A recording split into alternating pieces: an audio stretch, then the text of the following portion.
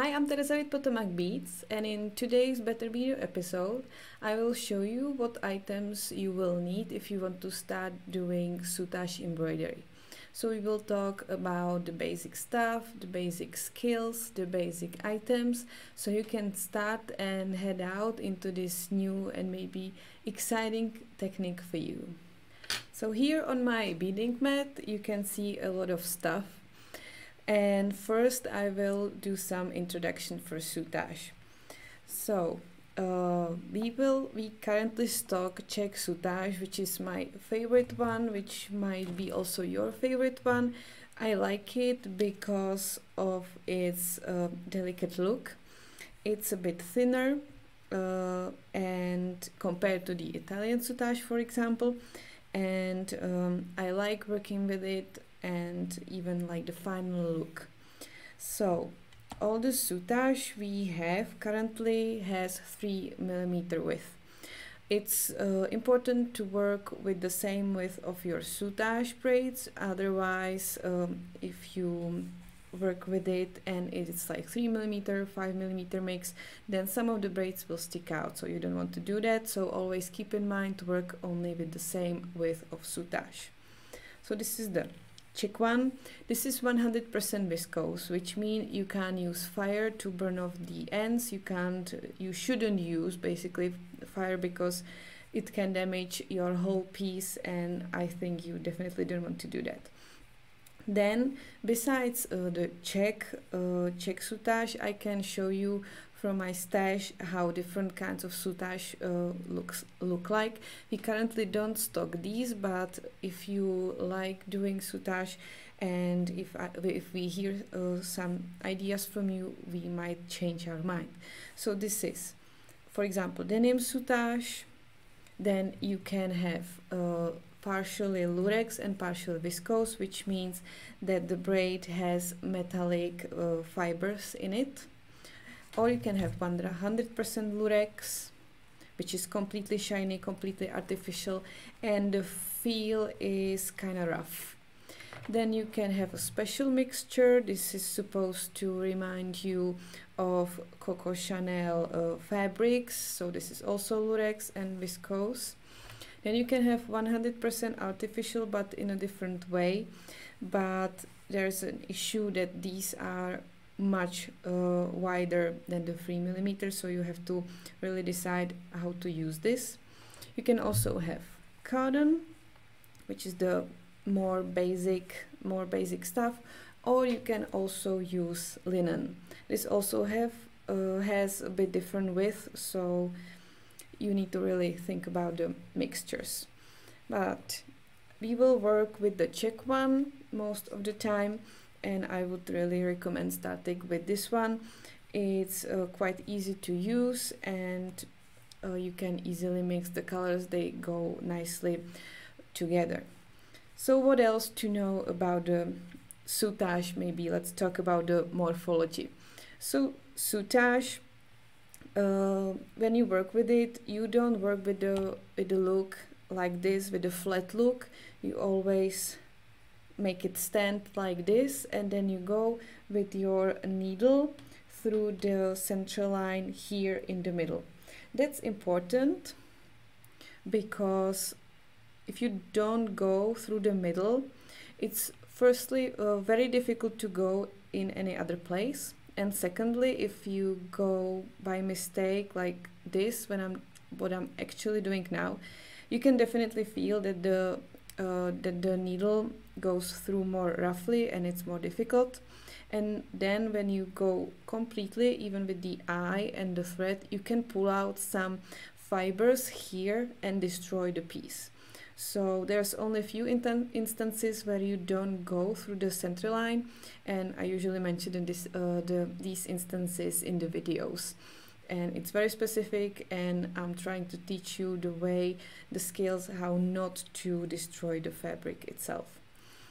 Also, there's a front and back to a Soutache braid.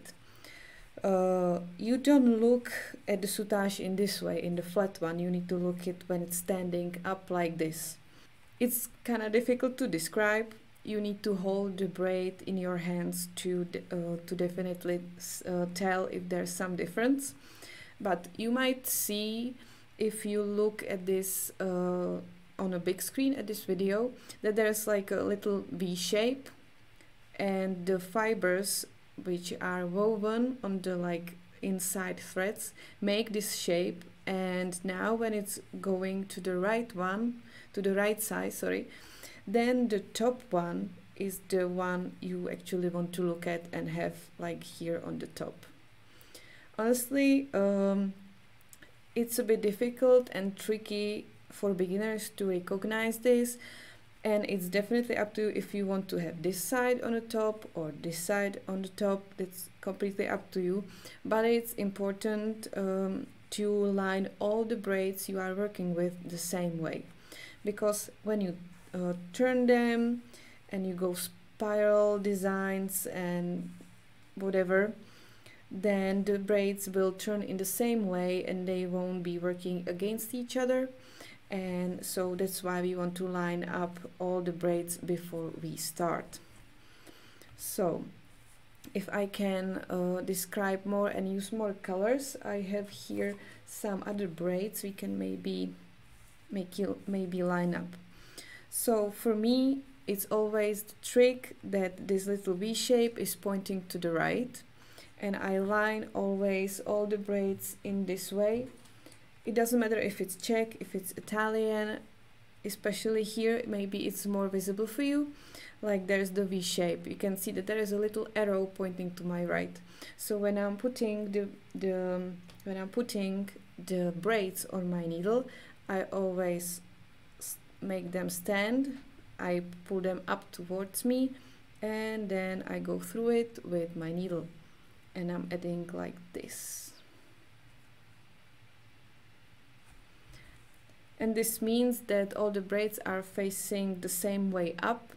For me, it's the nicer, I say it's the nicer look, because not totally with the Italian one, but with the Czech Soutache, you can definitely tell that this upper side is more smooth. There's the fibers are less visible, it looks way more constant, and maybe even you can see it on the video that here at the bottom part there are more like stripes, and I usually like to hide those stripes in the way that I will use this upper part as my top. So hopefully you will get this from my description. If you have any issues, any comments, head below to the comment section. I will try to read them and answer you. This is definitely a practice information, and you need to spend a few hours playing with this. Some people get it from the first time, some people will get it later. I actually realized that there's a front and there's back after like 2 years I worked this, so now you have a big head start before me. I just learned it by mistake basically. So this is the braids. It's quite a gentle material, as I call it. It's very difficult to undo what you've done. So if you do something and you made a mistake, I always say don't do mistakes, because it's very difficult to undo the stitches without damaging the braids. So maybe also I will mention the thread tension. Basically with Soutache you don't want to pull too hard. So for those beaders who know that they pull hard, that the tension is super strong of their thread, which it should be in most of the beadwork, you don't want to do that here. But on the other hand, also you don't want to have it too loose, because then the threads will stick out, the whole piece will be loose and it might not actually hold together.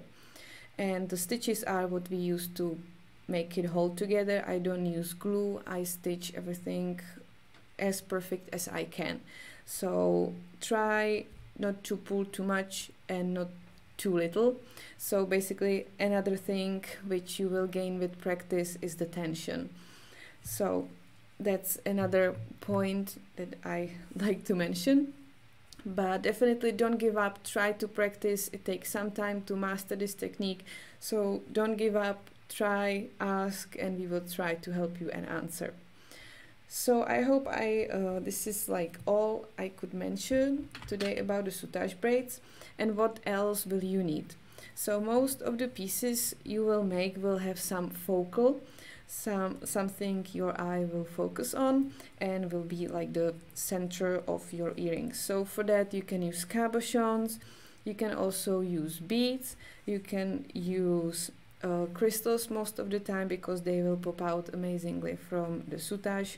So there's definitely ideas what to use. You can use also just beads like 2-hole cabochons, disc duo, a big 2-hole cabochons, or just rounds. That's also a possibility.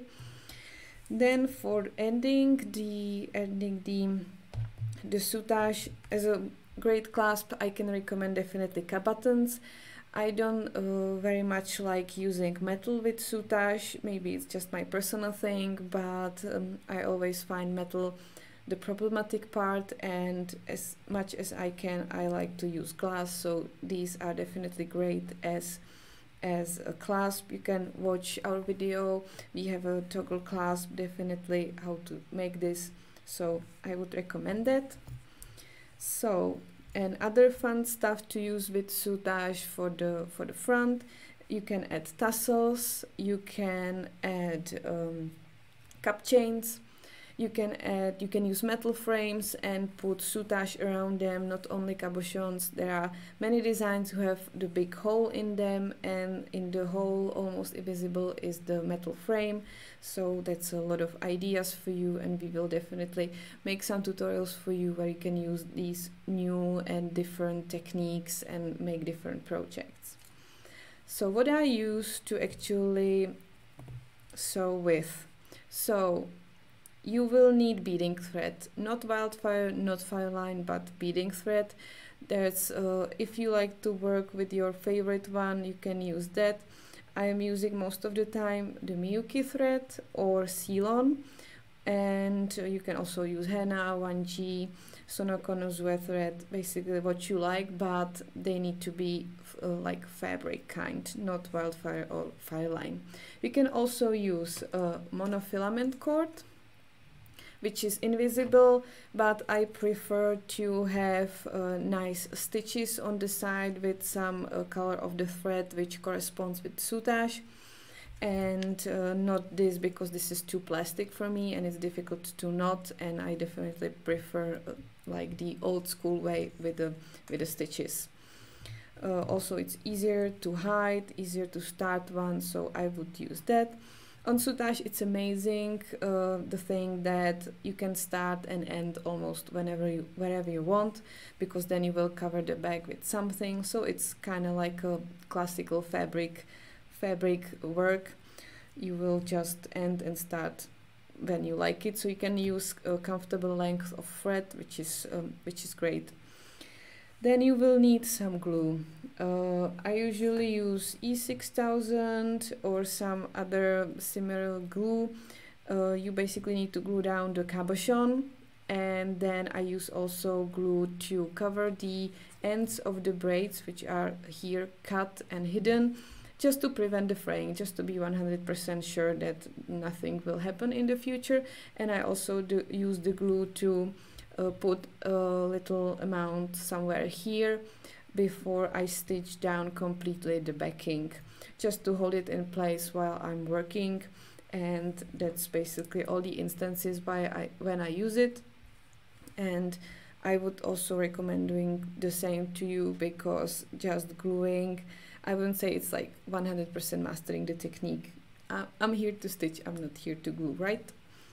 For the glue you can use toothpick, which is very handy friend, little helper.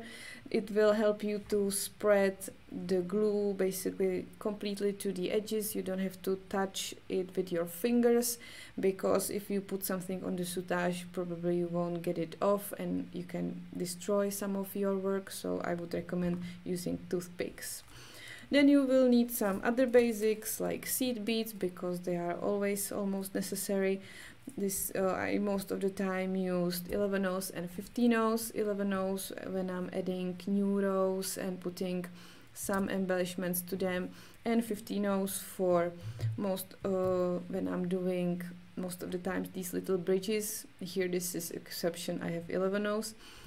And I also use 50 rows for the picots around, for some trims and some embellishments. Also, a fun thing to use is Matsubo, especially eidos, because they are super regular, and we will definitely work with them in the future too. Then what you will need also is something to glue the cabochon on. Basically, there are two ways how to add focal to your work. And one is to bezel the cabochon beforehand and then attaching the soutache to the bezel, or you can do it like this here, and you can just have it attached directly to the cabochon. Here's the second thing. So I bezeled the whole cabochon first, and then it's hidden here, and both of these focal things for both of the cabochons are first glued to beading foundation. So beading foundation is just a piece of stiffened felt. You can have just black or white, or you can get the colorful ones. You can use lacy stiff stuff, but I would recommend definitely something that holds its shape, because if it's only felt, it will break and it will definitely make some dents in your soutache. So I would recommend something stiffer. So you can first glue it down and then attach the soutache directly to the foundation, or you can then bezel it and then attach the soutache. Or here, this is special instance, as I was mentioning, you can soutache around a bead. This is 2-hole candy bead, which are these like 2-hole beads are great because you have 2 holes going like this, and it's very easy to anchor the bead in the soutache braid. So that was the bead foundation, and then when you finish the whole piece, you will need some kind of a bead backing. So you can use the artificial leather, which we have.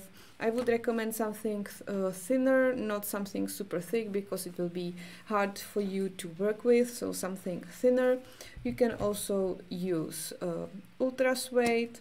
I would recommend using ultra suede for necklaces and bracelets, basically all the examples where it projects where it touches your skin, because it might the artificial leather might not be like the most pleasant thing, for example in summer when you're sweating, and it might stick to your décolleté. So probably you want to use something a bit more pleasant, which is ultra suede for me.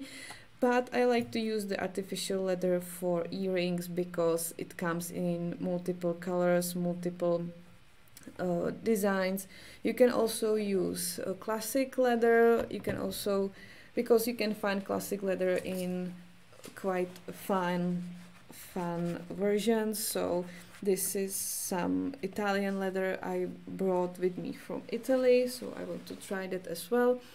And there's multiple. You can use also Alcantara, which is similar to ultra suede, and for that, for also the backing, you will need sharp scissors. You need sharp scissors for the whole soutache embroidery process, but for this I would especially recommend the ones with the bent edges, because most of the time you will create like round shapes, and these scissors, the manicure scissors, are super helpful with this, so I would definitely recommend those. For the stitching, like to mention some of the skills you will have, basically from all the lessons I taught here in Czech Republic for soutache embroidery, I learned that people who used to work with fabric beforehand, they usually are better at this, because it's a bit different technique from like just beading. So if you did some fabric, classical fabric work, it might be quite easy for you.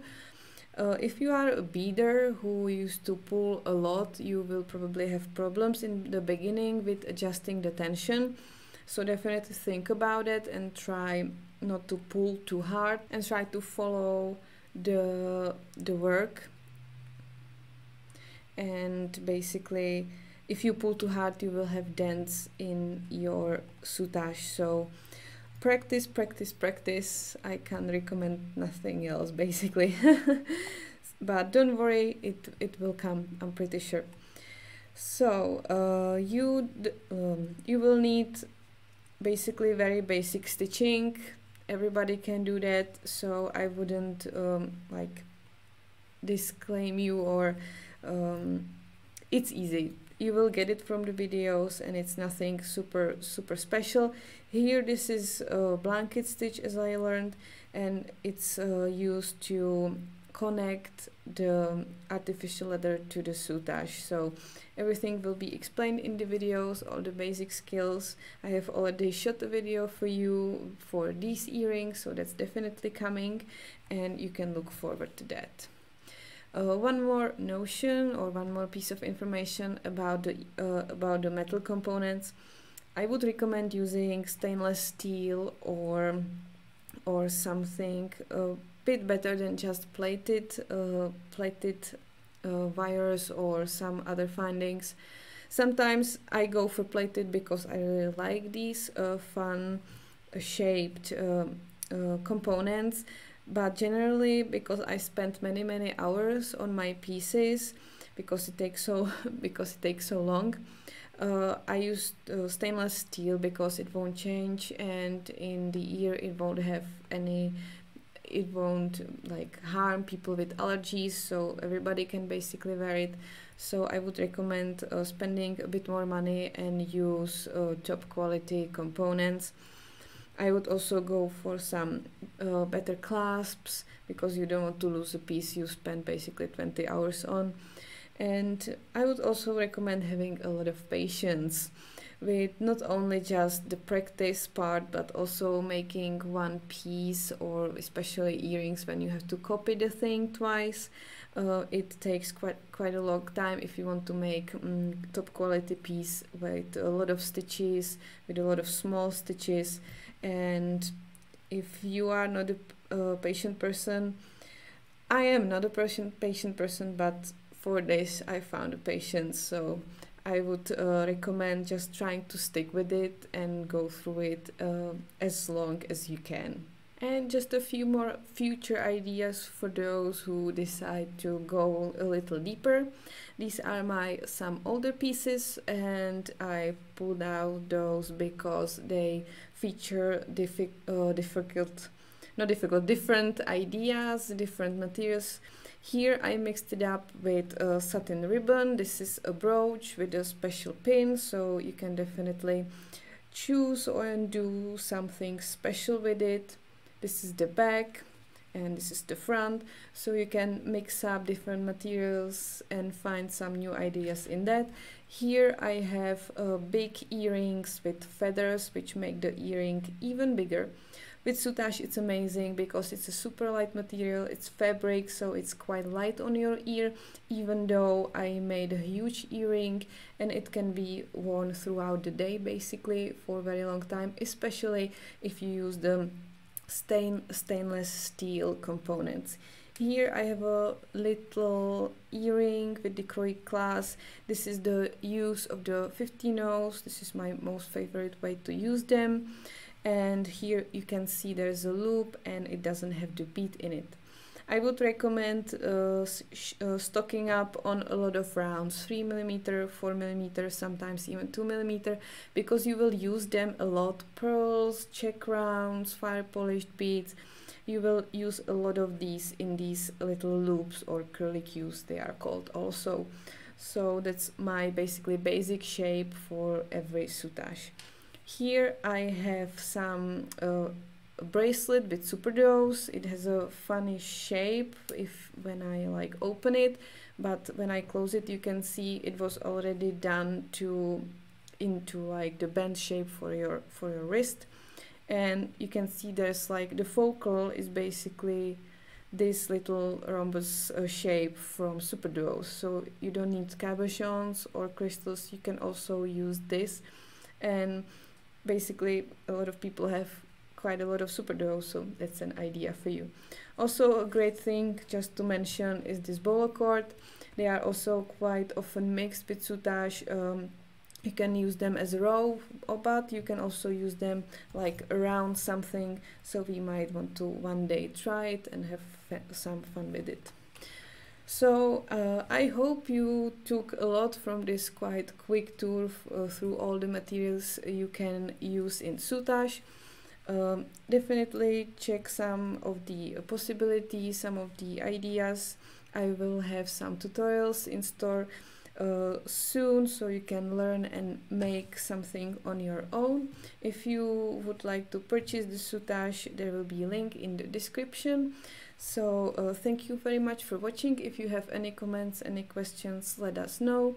And if you like to follow these informative videos, you can click the like button and hit the little bell button and subscribe, so you get notified when our videos come out. So thank you very much for watching, and see you some other time.